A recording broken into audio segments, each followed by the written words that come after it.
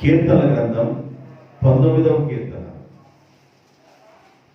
కీర్తన గ్రంథం 19వ కీర్తన 14వ వచనం. 19వ కీర్తన 14వ వచనం. యెహోవా నా ఆశ్రయ దుర్గమా, నా విమోచకుడా,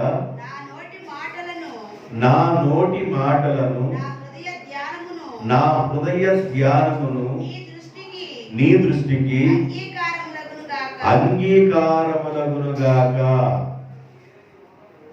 యేసు ఎవరు అనే మాటలో ఈ మాట ఏం రాయబడిందంటే, ఈ వాక్యంలో నా విమోచకుడు. యేసు ఎవరంట? విమోచకుడు. యేసు ప్రభు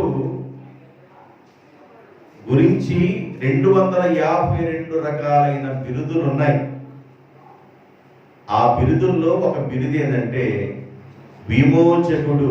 యేసు ప్రభు ఎవరు? విమోచకుడు. దేని నుండి విమోచిస్తాడు ఆయన? పాప శాపముల నుండి విమోచించేవాడు.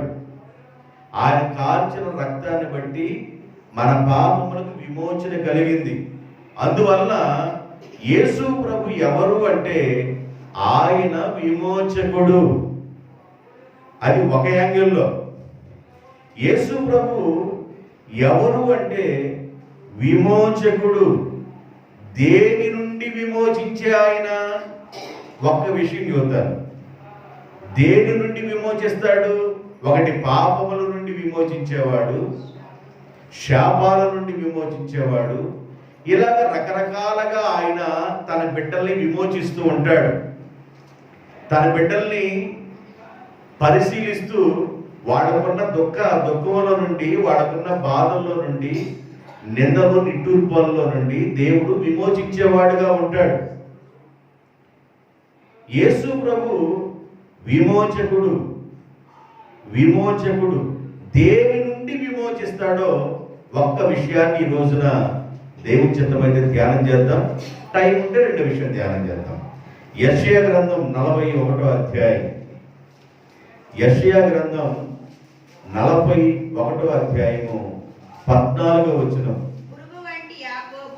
పురుగు వంటి యాకోబు, స్వల్ప జనముగా ఉన్న ఇజ్రాయేలు, భయపడద్దు. పురుగు వంటి యాకోబు, స్వల్ప జనముగా ఉన్న ఇజ్రాయేలు, భయపడబాకండి, నేను నీకు సహాయం చేయుచున్నాను అని యెహోవా సెలవిచ్చుచున్నాడు.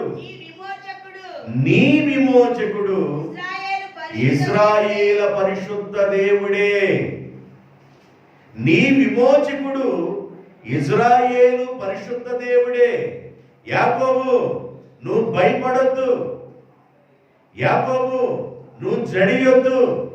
నేను నీకు సహాయం చేయుచున్నాను.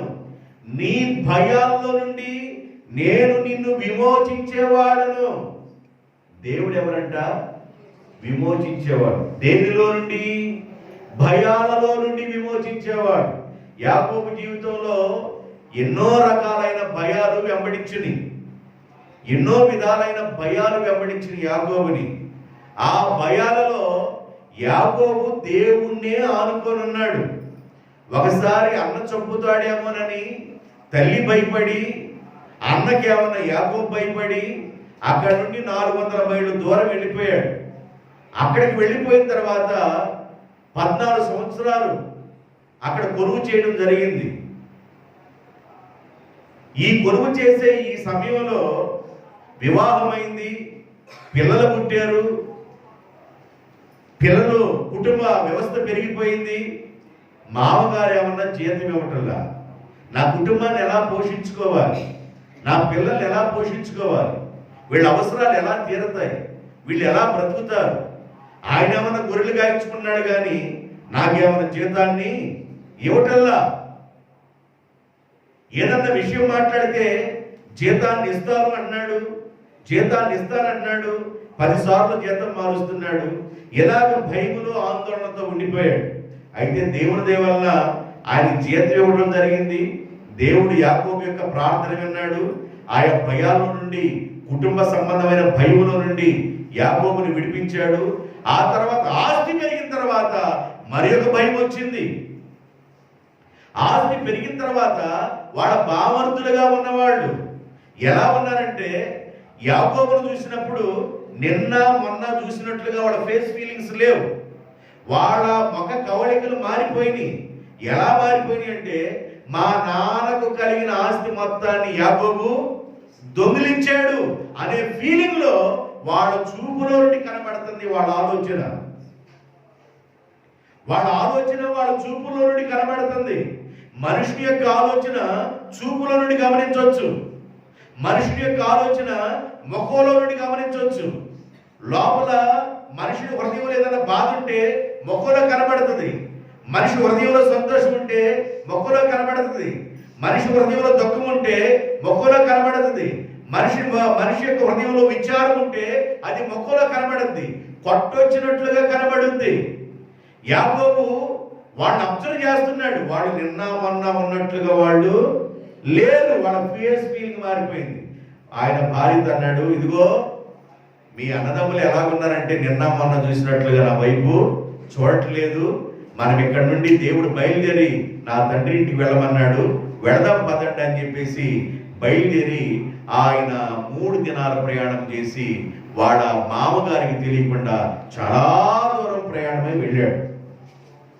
వెనక మామ దొరుకుతా ఉన్నాడు. అదొక భయం. సరే, దేవుడు లాభాలతో ముందుగానే మాట్లాడాడు, ఇదిగో మంచి గాని చెడ్డ గాని మాట్లాడద్దు, అతడు నేను ఏర్పాటు చేసుకున్నవాడు, నేను అభిషేకించినవాడు, నువ్వు జాగ్రత్త అని అంతకుముందు రాత్రే కలలో దేవుడు ప్రత్యక్షమయ్యి జాగ్రత్తగా ఉండని మాట్లాడాడు. దగ్గరికి వచ్చి ఎంతవరకు మాట్లాడాలో అంతవరకు మాట్లాడి పిల్లల జాగ్రత్త, నా బిడ్డల జాగ్రత్త అని చెప్పేసి వెళ్ళిపోయాడు. ఇంకా కాస్త ముందుకు వెళ్ళిన తర్వాత వాళ్ళ అన్న భయం. వాళ్ళ అన్న ఏం చేస్తాడు? 20 సంవత్సరాల క్రితం ఉన్న కోపం ఇంకా ఉందేమో, నన్ను నా బిడ్డల్ని ఒకవేళ నాశనం చేస్తాడేమో అనే భయం. బైబిల్ ఏం చెబుతుందంటే, భయాల్లో నుండి ఆయన విడిపించే దేవుడు. దేవునికి స్తోత్రం. యాకోబు భయపడొద్దు, నిన్ను విమోచించిన వాడిని నేనే, నీకు సహాయం చేసేవాడిని నేనే. కాబట్టి నీ భయములో నుండి నిన్ను విమోచించేవాడిని ఇశ్రాయేలు పరిశుద్ధ దేవుడైన యెహోవాయే. ఆయన విమోచించే దేవుడు, భయాల్లో నుండి విమోచించే దేవుడు. జాగ్రత్తగా నా వైపు చూడండి, జాగ్రత్తగా వినండి. యేసు ప్రభు ఎవరంటే ఆయన విమోచకుడు. దేనిలో నుండి విమోచించేవాడంటే భయములో నుండి విమోచించేవాడు. దేనిలో నుండి విమోచించేవాడు? భయములో నుండి విమోచించేవాడు. ఒకసారి ఏమంటాడంటే యేసు ప్రభు చిన్న మందగా ఉన్న సంఘాన్ని చూసి, చిన్న మంద, లోకాసు వార్త 12:32 అంటాడు, చిన్న మంద భయపడొద్దు. మీరు చిన్న మందగా ఉన్నారేమో, భయపడొద్దు. మీకు నేను కాపురిగా ఉన్నాను, మీకు నేను విమోచకుడిగా ఉన్నాను. చిన్న మంద భయపడొద్దు. పేతురు రాసిన పత్రికలో చెబుతాడు, మొదటి పేతురు రాసిన పత్రిక 3:14 చదవలసిన అవసరం లేదు. శ్రమల వల్ల కలిగే భయాలు, చిన్న మందగా ఉండటం వల్ల కలిగే భయాలు, శ్రమల వలన కలిగే భయాలు, ఇంకా మనుషుని జీవితంలో రకరకాల భయాలు, యుద్ధాల వలన కలిగే భయాలు, అవమానాల వలన కలిగే భయాలు, నిందల వలన కలిగే భయాలు. ఈ భయాల నుండి నేను మిమ్మలను విమోచిస్తాను. యోధా ప్రజలను యెహోషాపాతు రాజు పరిపాలన చేస్తున్నప్పుడు 3 జాతుల వారు దండెత్తి వచ్చారు. 3 రకాల దేశాల వారు, 3 రకాల బలాలు కలిగిన వారు దండెత్తి వచ్చినప్పుడు దేవుని యొక్క అభిషేకం యెహెజీయేలు అనే ఒక వ్యక్తి మీదకి వచ్చినప్పుడు ఆయన ప్రవచిస్తూ ఏమంటాడంటే, యెరూషలేము కాపురస్తులారా, యోధా వారులారా, ఓ యెహోషాపాతు రాజా, మీరు ఎవరికి భయపడవలసిన అవసరము లేదు. యుద్ధాల వల్ల కలిగే భయాలు, చిన్న మందగా ఉండే దాని వల్ల కలిగే భయాలు, శ్రమల వల్ల కలిగే భయాలు, ఆపదల వల్ల కలిగే భయాలు, రకరకాల భయాలు మనుషుల్ని వెంబడిస్తూ ఉంటాయి. కుటుంబం ఏమైపోయిందనే భయం, బిడ్డలు ఏమైపోతారనే భయం, యజమాని ఏమైపోతాడనే భయం, యజమానురాలు ఏమైపోయిందనే భయం. ఇలాంటి రకరకాల భయాలు కొంతమంది హృదయాల్లో గూడు కట్టుకొని ఉంటాయి. ఎవరు ఎలాంటి భయంతో ఉంటారో బయట మనుషులకు అర్థం కాకపోవచ్చు, కానీ దేవుడు అంటాడు, నీ భయములో నుండి నేను నిన్ను విడిపిస్తాను. దేవునికి స్తోత్రం. నీ భయములో నుండి నేను నిన్ను విమోచిస్తాను అన్నాడు. దేవుని బిడ్డలకి ఎదురయ్యే భయాల్లో ఒక భయాన్ని చెబుతాను, నిందలు అనే భయం. ఏ భయం? నింద అనే ఒక భయం. యెషయా గ్రంథం 51వ అధ్యాయం 7వ వచనం. యెషయా గ్రంథం 51వ అధ్యాయం 7వ వచనం. నీతిని అనుసరించు వారులారా నా మాట వినండి, నా బోధను హృదయములో ఉంచుకున్న జనులారా నా మాట వినండి. మనుషులు పెట్టు నిందకు మీరు భయపడవద్దు, వారి దూషణ మాటలకు దిగులు పడబాకండి. వినండి, యేసు ప్రభు ఎవరు అంటే ఆయన విమోచకుడు. దేనిలో నుండి విమోచిస్తాడంటే భయాలలో నుండి విమోచించేవాడు. మనుషునికి భయాలు రకరకాలుగా కలుగుతూ ఉన్నాయి. ఒక భయం ఏంటంటే నిందలు అనే భయం. నీతిని అనుసరించు వారులారా నా బోధను విని చెవియొగ్గు వారులారా నా మాట వినండి. నిందకు మీరు భయపడబాకండి. నిందలు వచ్చినప్పుడు భయపడబాకండి. నిందలు అనే భయములో నుండి నేను మిమ్మల్ని విమోచిస్తాను. నా బోధ మీరు వింటున్నారు, నా ఉపదేశాలు మీరు వింటున్నారు, నీతిని మీరు అనుసరిస్తున్నారు. నీతిలో ఉంటున్నా, బోధలో ఉంటున్నా, నమ్మకంగా మీరు ఉంటున్నా, ఒకవేళ మిమ్మల్ని నిందలు అవమానాలు వెంబడిస్తున్నాయేమో భయపడబాకండి. ప్రభువా, నిందలు ఏరిపోయి నిందలు వచ్చినప్పుడు భయం లేకుండా ఎలా ఉండిద్దయ్యా? నీతి కొరకు బ్రతుకుతున్నాం కదా, నీతిని అనుసరించి బ్రతుకుతున్నాం కదా, నీ వాక్యాన్ని అనుసరించి బ్రతుకుతున్నాం కదా, నీ వాక్యాన్ని మా హృదయంలో ఉంచుకుంటున్నాం కదా, నీ వాక్యాన్ని బట్టి నడుస్తున్నాం కదా, అయినను ఈ నిందలేంది అని అంటే దేవుడు అంటాడు, మీకంటే ముందుగా ఉన్న భక్తులు ఇవెన్నో అనుభవించారు. మీకంటే ముందుగా ఉన్న వాళ్ళు ఇవెన్నో అనుభవించారు.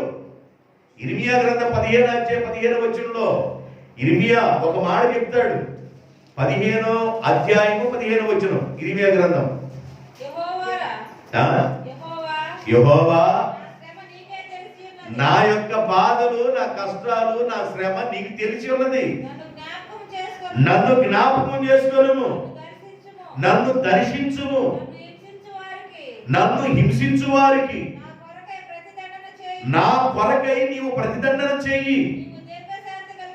నీవు దీర్ఘశాంతము కలిగిన వాడు. నీ నిమిత్తము, ఇది అండర్లైన్ చేసుకోండి, నీ నిమిత్తము నాకు నింద వచ్చి ఉన్నదే. ఇర్మియా అంటాడు, దేవా నీ నిమిత్తము నాకు నింద వచ్చి ఉన్నది. ఇర్మియా వయసు చాలా చిన్న వయసు. చిన్న వయసులో దేవుడు ఏర్పాటు చేసుకున్నాడు. దేవుడు ఏర్పాటు చేసుకుని ఇర్మియాతో అంటాడు, ఇర్మియా నీ నోటికి నోటిగా ఉంటాను, పెళ్ళగించుటకు, కట్టుటకు, నాటుటకు, పడగొట్టుటకు.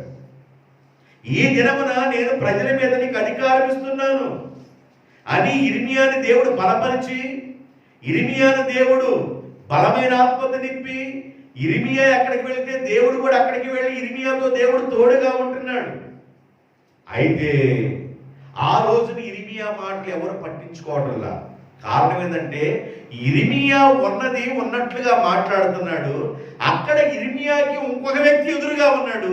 వాడు ఎలా మాట్లాడుతున్నాడంటే ప్రజలకు నొప్పి నేమ తగలకుండా, బాధ కలగకుండా ప్రజలందరికీ చక్కగా మాట్లాడుతున్నాడు. ప్రజలకి ఏ మాటలు బాగున్నాయంటే నొప్పి తగలకుండా ఉండే మాటలు ప్రజలకి బాగున్నాయి. ఇర్మియా మాట్లాడే మాటలు నొప్పి కలుగుతా ఉన్నాయి. ఇర్మియా ఏం మాట్లాడుతున్నాడు? ఓ ప్రజలారా, ఇదిగో పలానా దిక్కు నుండి శ్రమ రాబోతుంది, నాకు ఒక దర్శనం కనబడింది, మీరు జాగ్రత్తగా ఉండండి, మీ కుటుంబాలు జాగ్రత్తగా ఉంచుకోండి, మీ పిల్లలను జాగ్రత్తగా ఉంచుకోండి అంటే ఎవరు వెళ్ళ? ప్రభు ఎవరింటలేదు ప్రభు అన్నాడు. ఇదిగో బండి కాడు ఒకటి ఉంది చూసావా, ఆ కాడి, ఆ చెక్క కాడిని భుజాల మీద మోపుకొని వెళ్ళిపోయి వీధుల్లో చెప్పన్నాడు. ఆ చెక్క కాడి ఎత్తుకొని ఇదిగో మీ పాపములు ఇలాగా ఉన్నాయి అని మాట్లాడితే ఆ ప్రజలు ఏం చేశారంటే చెక్కగాడి మొక్కలు చేసి కాలు చేశారు. ప్రభా ఏం చేయమంటావు అన్నాడు. ఇప్పుడు ఇనప గాడిని తీసుకెళ్ళన్నాడు. ఏ గాడి? ఇనప గాడిని తీసుకెళ్లి ప్రకటన చేయన్నాడు. ఇనప గాడిని తీసుకెళ్లి ప్రకటన చేశాడు. ప్రజలకు అంతు పడతల్లా అర్థం కానట్లుగా ఉండిపోయారు, ముసుగులో ఉండిపోయారు, నీళ్లు లేని బావిలో పడేశారు, శ్రమపరిచారు, బాధపరుస్తున్నారు.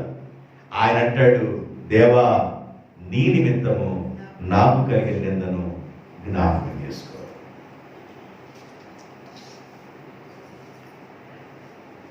మనం ఆరాధించే యేసు ప్రభు ఎవరంటే ఆయన విమోచించేవాడు. ఆయనకున్న పేరులో ఒక పేరు ఏంటంటే విమోచకుడు. దేనిలో నుండి విమోచించేవాడంటే భయాల్లో నుండి విమోచించేవాడు. మనుషునికి రకరకాల భయాలు, రకరకాల ఆందోళనలు, రకరకాల యొక్క భయాలు మనుషుల్ని వెంబడిస్తున్నాయి. ఆ భయాల్లో ఒక భయం ఏంటంటే నిందలు. నిందలు అనే భయం నుండి నేను మిమ్మలను విడిపిస్తాను. రాహేలు పిల్లల పట్ల, ఎవరికి? రాహేలు పిల్లల పట్ల. వాళ్ళకి లేయకి పిల్లలు పడుతున్నారు. కాను పప్పటి కాను పోతా ఉంది. ఆమెకేమైనా పిల్లలు పడుతున్నారు, ఈమె పిల్లలు పడుతున్నారు. యాకోబుని చేయి పట్టుకొని బ్రతిమలాడు. యాకోబు కోపడ్డాడు. నేను దేవునికి ప్రతిగా ఉన్నానా? నీకు పిల్లల్ని ఇవ్వడానికి, పిల్లల్ని ఇచ్చేది నేనుగా దేవుడు అని చెప్పాడు. ఇక దేవుని పాదాలు కొట్టుకొని ప్రార్థన చేస్తుంది రాహేలు. ప్రార్థన చేస్తూ ఒక మాట పలుకుతుంది. ఆదికాండం 30వ అధ్యాయము 22-23 వచనాలు. దేవుడు రాహేలును జ్ఞాపకము చేసుకొని ఆమె మనవి విని ఆమె గర్భమును తెరచెను. ఆమె గర్భవతి అయి కుమారుణ్ణి కని దేవుడు నా నిందను తొలగించెను. నాకున్న నింద దేవుడు తొలగించాడు. నిందల్లో నుండి ఆయన విడిపించేవాడు. నిందలు వచ్చినప్పుడు మనిషికి భయం వస్తుంది. భయములో నుండి, నిందలలో నుండి ఆయన విమోచించే దేవుడు. రాహేలుని నిందలో నుండి విడిపించాడు. హన్నాను నిందలో నుండి విడిపించాడు. శారాయిని నిందలో నుండి విడిపించాడు. నిందలలో నుండి ఆయన విడిపించే దేవుడు.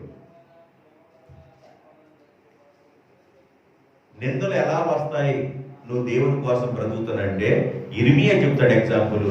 నీ నిమిత్తము నాకు కలిగిన నిందను జ్ఞాపకం చేసుకోవచ్చు. ఒకవేళ దేవుల్లో నువ్వు నమ్మకంగా ఉంటే, నీతిని అనుసరిస్తూ ఉంటే, ఆయన బోధ వింటూ ఆయన బోధకు చెవియొగ్గి ఆయన మాటలోనే ఉంటూ నడుస్తున్నప్పుడు ఒకవేళ నీకు నిందలు వస్తే బైబిల్ ఏం చెబుతుందంటే, యేసు ప్రభు ఏమంటున్నాడంటే మత్తయి సువార్తలో 5వ అధ్యాయము 11వ వచనంలో, నా నిమిత్తము మనుషులు మిమ్ములను నిందించి హింసించి మీ మీద అబద్ధముగా చెడ్డ మాటల పలికినప్పుడల్లా మీరు ధన్యులు. నా నిమిత్తం మీకు నిందలు వస్తున్నాయి కదా, నా నిమిత్తం మీకు అవమానం కలుగుతుంది కదా, నా నిమిత్తం మీకు నిందలు వచ్చి అవమానం వచ్చి అబద్ధముగా చెడ్డ మాటలెల్లా మీ మీద పలికినప్పుడు మీరు ధన్యులని భావించండి, మీ ఫలము పరలోకమందు అధికమగును. ప్రభువా, నిందలు వచ్చినప్పుడు నేను ఎలా సంతోషించగలను? అవమానాలు వచ్చినప్పుడు ఎలా సంతోషించగలను? భయములో ఎలా సంతోషించగలను? ఆందోళనలో ఎలా సంతోషించగలను? దేవుడు అంటాడు, నేను నిన్ను విమోచించేవాడను. దేవునికి స్తోత్రం. యేసుక్రీస్తు ఎవరంటే విమోచకుడు. యేసుక్రీస్తు కలిగిన పేరుల్లో ఒక పేరు ఏంటంటే విమోచకుడు. యేసు ఎవరు? ఆయన విమోచకుడు. భక్తుడైన దావీదు గారి మీదకి నిందలు వచ్చినప్పుడు ఆయన ఒక మాట చెప్తాడు. ఏం చెప్తాడంటే 69వ కీర్తన 20వ వచనంలో ఒక మాట చెప్తాడు, నిందలకు నా హృదయము బద్దలాయెను. నింద వచ్చినప్పుడు ఎలా ఉంటుందండి? నింద వచ్చింది నీ మీదకి, నింద వచ్చినప్పుడు మామూలుగా ఉండలేవు నువ్వు, నీ హృదయము పగిలిపోయినట్లుగా ఉండింది. నిందకు నా హృదయము బద్దలైపోయింది. కానీ దేవుడు అంటాడు, నా కుమారుడా, నా కుమార్తె, ఒకవేళ నింద చేత నీ హృదయము పగిలిపోయినట్లుగా ఉన్నా, అవమానం చేత నీ హృదయము బద్దలైపోయినట్లుగా ఉన్నా, నువ్వు ఎంత బాధపడుతున్నావో, ఎంత దిగులు పడుతున్నావో, ఆ దిగుల్లో నుండి, బాధలో నుండి, భయములో నుండి, ఆందోళనలో నుండి, నిందలో నుండి నేను మిమ్మలను విమోచించే దేవుడను. దేవునికి స్తోత్రం. ఇంకేం చేస్తారు తెలుసా? నిందలో నుండి మిమ్మల్ని విడిపించడమే కాదు, మీరు నిందల్లో అవమానంలో ఉంటే మిమ్మల్ని విడిపిస్తూ, మిమ్మల్ని విడిపించి నేనేం చేస్తానంటే గొప్ప చేస్తాను. నిందలు వస్తున్నాయి అంటే, అవమానాలు వస్తున్నాయి అంటే దాని అర్థం ఏంటంటే, దాని ప్రక్కన ఏమి దాయబడిందంటే ఘనత. నింద ప్రక్కన ఏమి దాయబడింది? ఘనత. ఒకవేళ ఒట్టి పుణ్యానికి నువ్వు నిందలు పడుతున్నావు అనుకండి, అవమాన పడుతున్నావు అనుకండి, దాని ప్రక్కనే దేవునికి ఏమైపోతున్నాడంటే ఘనత. యెషయా గ్రంథం 61వ అధ్యాయం 7వ వచనం. యెషయా గ్రంథం 61వ అధ్యాయము 7వ వచనం. నీ అవమానమునకు ప్రతిగా రెట్టింపు ఘనతను, నీ నిందకు ప్రతిగా రెట్టింపు భాగమును, రెట్టింపు భాగమును, రెట్టింపు ఘనతయు, రెట్టింపు భాగమును, నిత్యానందమును కలుగజేసేదను. నిందలో ఏడ్చావు కదా, అవమానంలో ఏడ్చావు కదా, దిగులు పడ్డావు కదా, బాధపడ్డావు కదా, వ్యాధం చెందావు కదా. నేను ఎవరిని అనుకున్నావు నీవు? నేను నిన్ను విమోచించేవాడను. దేవునికి స్తోత్రం. నీ నిందలో నుండి నేను నిన్ను విమోచిస్తాను, నీ బాధలో నుండి నిన్ను విమోచిస్తాను, నీ భయములో నుండి నిన్ను విమోచిస్తాను, నీ ఆందోళన నుండి నిన్ను విమోచిస్తాను, నీ ఒత్తిడిలో నుండి నిన్ను విమోచిస్తాను. నేను విమోచించే దేవుడు కనుక నీ నిందకు ప్రతిగా రెట్టింపు ఘనతను, రెట్టింపు భాగమును, ఆనందమును నేను నీ కలుగు చేస్తాను. ఆనందం కలుగు చేస్తాను. నింద పడటం ఒక మనిషికి అర్థమైనప్పుడు, చేయని పనిని చేసేవని నిందలేస్తున్నప్పుడు, ఒక మనిషి దానిని కానీ ఈజీ ప్రాసెస్లో తీసుకొని, అంటే తేలికగా తీసుకొని, నువ్వు చేయలా, నిందొచ్చింది, అవమానం వచ్చింది, అది నీ మీదకి వచ్చినప్పుడు నువ్వు భయపడి ఆందోళన చెందడం వల్ల నీకు ఒరిగేదేమీ లేదు. భక్తులు ఏం చేశారంటే, నిందొచ్చినప్పుడు మోషే ఒక పని చేశాడు.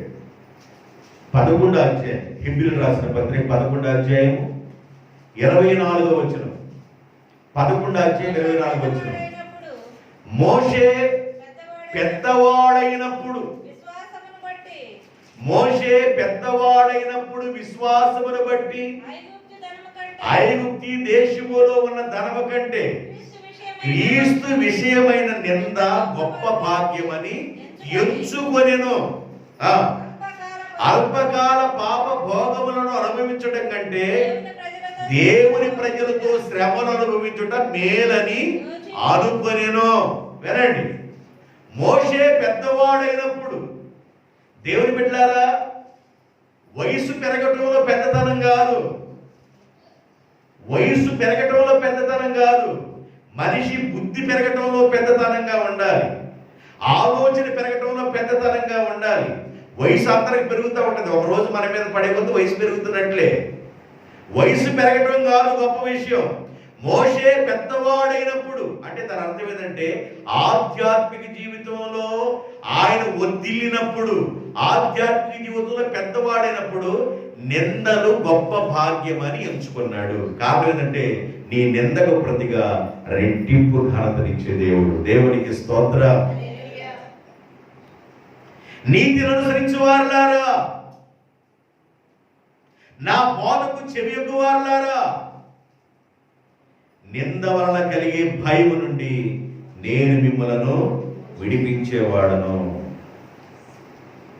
మోషే పెద్దవాడైనప్పుడు క్రీస్తు విషయమైన నింద గొప్ప భాగ్యమని ఎంచుకున్నాడు. ఈ రోజున యేసు ప్రభు ఎవరు అనే విషయాన్ని మాట్లాడుతున్నాను. ఆయన విమోచకుడు. దేని నుండి విమోచించేవాడు? ఆయన భయములో నుండి విమోచించేవాడు, నిందలో నుండి విమోచించేవాడు. జాగ్రత్త గుర్తుపెట్టుకోండి, యేసు ప్రభు ఎవరు అంటే విమోచకుడు. దేనిలో నుండి విమోచిస్తాడు? భయములో నుండి, నిందలో నుండి విమోచించేవాడు. బబులోను దేశంలో దానియేలు చాలా నమ్మకంగా ఉన్నాడు, ప్రధాని. బబులోను దేశంలో దానియేలు ప్రధాని. యోధా వారు బబులోనికి చెరకు వెళ్ళారు. చెరకు వెళ్ళిన బానిసల్లో వ్యక్తుల్లో ఈయన ఒక ఆయన.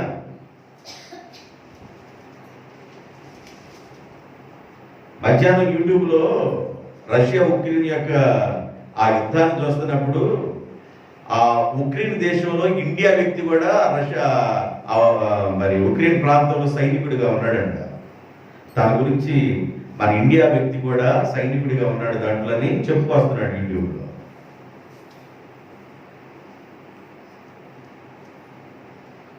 ఆయన అక్కడ సైనికుడు కావచ్చు, ఇంకోటి కావచ్చు. కేఏ పాల్ గారు ఇండియా దేశమే. కేఏ పాల్ గారు ప్రపంచ దేశాలతో ఉన్న నాయకులందరితో ఆయన పరిచయాలు. ఈయన యూదుడు దానియేలు. దానియేలు బబులోను దేశానికి చెరకు వెళ్ళిపోయాడు. బానిసగా కొనిపోయారు అక్కడికి. కానీ ఈయన యొక్క యథార్థతను బట్టి దేవుడు ఏం చేశాడంటే బబులోను దేశంలో ప్రధానిగా చేశాడు. ఆ బబులోను ప్రాంతంలో ఉన్న ప్రజలకు, అధికారులకు, మంచి మంచి ఉద్యోగస్తులకు, వీళ్ళందరికీ దానియేలు మీద ఎలాగైనా నింద మోపాలి అని అనుకున్నారు. ఏం చేశారు? 6వ అధ్యాయం 6వ అధ్యాయం దానియేలు గ్రంథం 6వ అధ్యాయం 24వ వచనం.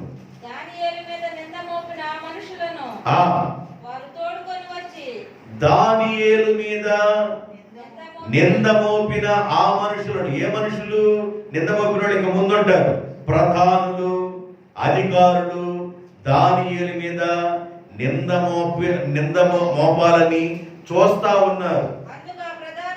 అందుకు ఆ ప్రధానులు నిన్న వచ్చినది 6:4. అందుకు ఆ ప్రధానులను, అధిపతులను రాజ్యపాలన విషయంలో దానియేలు మీద ఏదైనా ఒక నింద మోపాలని ఉండి దానియేలు ఎక్కడ దొరుకుతాడని తగిన హేతువు కనిపెట్టుచూ ఉండిరి గాని దానియేలు నమ్మకస్తుడై ఏ నేరమైనను ఏ తప్పైనను చేయవాడు కాడు గనుక దానియేలులో తప్పైనను లోపమైనను కనుగొనలేకపోయిరి. అందుకు ఆ ప్రధానులు అధికారులు అతనిని దేవుని పద్ధతి విషయంలోనే మనం నింద మోపగలం కానీ ఇంకా ఏ విషయంలో నింద మోపలేమని వాళ్ళకి అర్థమైపోయింది. మరి దేవుని పద్ధతి అంటే దీనికి ప్రతిరోజు దేవుడి దగ్గర మోకరించడం తప్ప దానియేలు ప్రతిరోజు ప్రార్థన చేయకుండా అసలు ఉండేవాడు కాదు దానియేలు. అప్పుడు వీళ్ళు ఏం చేశారంటే దర్యావేషు రాజు దగ్గరికి వెళ్ళి ప్రధానులుగా ఉన్నవాడు, అధికారులుగా ఉన్నవారు, రాజా మన దేశంలో ఉన్నవాళ్ళు అందరూ, ప్రజలందరూ ఆయా దేవుడికి ప్రార్థన చేసే వాళ్ళందరూ 30 రోజులు వాళ్ళ దేవుడికి ప్రార్థన చేయకూడదు, నీ పాదాలకి నమస్కారం చేయాలి, ఇది ఒక శాసనంగా తయారు చేయని చెప్పేసి శాసనం చేశారు. ఒకవేళ ఇంటి శాసనాన్ని ఎవరైనా ఉల్లంఘిస్తే అతను సింహాల గుహలో వేయాలి అని శాసనం తయారైపోయింది. దానియేలు ప్రార్థించే విషయంలో, దైవకార్య విషయంలో తప్ప దానియేలు ఎక్కడ మనం పట్టుకోలేమని వాడికి అర్థమైపోయింది. ఏ లోపమైనను ఏ తప్పైనను దానియేలు మీద మోపడానికి, నింద మోపడానికి అవకాశం లేదు కనుక ఎలాగా అని వెతుకుతుంటే ఆ దైవభక్తి విషయంలో తప్ప, ఆ దేవుడిని ఆరాధించే విషయంలో తప్ప ఇక మనం ఎక్కడ పట్టుకోలేమనుకున్నారు. రైట్, దానియేలు వెళ్ళి ప్రార్థన చేసుకుంటుంటే వీళ్ళకేం ఆలోచన, వీళ్ళకేం పని, వాళ్ళ ఇంటికి వెళ్ళడానికి ప్రధానులు, అధికారులు, చాలా మంది జనాలంటే గుమ్మిగా వెళ్ళిపోయి దానియేలు ప్రార్థన చేసుకుంటుంటే ప్రార్థన చేసే దానియేలుని నువ్వు తప్పు చేసావో. మరి రాజ్యంలో ఎలాంటి శాసనం ఉంది? వాళ్ళ దేవుడికి ఎవరు ప్రార్థన చేయకూడదు. దర్యావేషు రాజుకే 30 రోజుల వరకు నమస్కారం చేయాలని శాసనం తయారు చేయబడింది. అట్టి శాసనం కూడా నువ్వు విన్నావు కూడా నువ్వేం చేస్తున్నావు? నీ దేవుడికి నీవు ప్రార్థన చేస్తున్నావు. దానియేలు పట్టుకొచ్చారు. రాజా, మన రాజ్యంలో నీ శాసనాన్ని ఉల్లంఘించిన వాళ్ళు ఏం చేయాలా అన్నాడు. ఆయన అన్నాడు, సింహాల గుహలో ఏమని శాసనం పెట్టాం కదా అన్నాడు. ఈ దానియేలు తన ఇంట్లో ప్రార్థన చేసుకుంటున్నాడు దేవుడికి. మేము ఇల్లు చూసాము కాబట్టి దానియేలుని మీరు అడగండి అంటే దానియేలు ప్రార్థన చేయకుండా ఉండలేనయ్యా అన్నాడు. అన్నం తినకుండా అన్న ఉంటాను కానీ ప్రార్థన చేయకుండా ఉండలేనయ్యా అన్నాడు. రాజుకు భయం వచ్చింది. దానియేలు యొక్క నమ్మకత్వాన్ని బట్టి రాజుకు భయం వచ్చింది. ఎలాగైనా దానియేలుని రక్షించాల, సింహాల వేయకుండా ఉండాలని ప్రయత్నం చేస్తుంటే ఈ జనాలు ఏం చేస్తున్నారంటే, నీ శాసనం గుర్తు చేసుకో, నువ్వు ఏమని శాసనం పెట్టావో అని గుర్తు చేసుకో, మన రాజ్యంలో నువ్వు శాసనం తయారు చేసావు, నీ శాసనాన్ని నువ్వు మేరకూడదని చెప్పారు. ఏం చేసేది లేక సింహాల గుహలో వేశారు. సింహాలు దానియేలుకి హాని చేయగా ఆ తర్వాత తెల్లవారు వెళ్ళి జీవము కలిగిన దేవుని సేవకుడు అయిన దానియేలు, నీ దేవుడు నిన్ను రక్షించనా? నా దేవుడు నన్ను రక్షించాడు. రాజు చిరకాలమును గాక నా దేవుడు నన్ను రక్షించాడు. దానియేలు బయటికి తీసుకొచ్చి సింహాల నుండి దానియేలు మీద ఎవరైతే నింద మోపారో ఆ నింద మోపిన తీసుకెళ్లి సింహాల గుహలో పడేయండి అన్నాడు. అవి కింద వాళ్ళ కింద పడక మునిపే ఆ సింహాలు ఎగిరి ఏం చేసి నేను చదవండి అక్కడ. రాజు ఆజ్ఞయ్యగా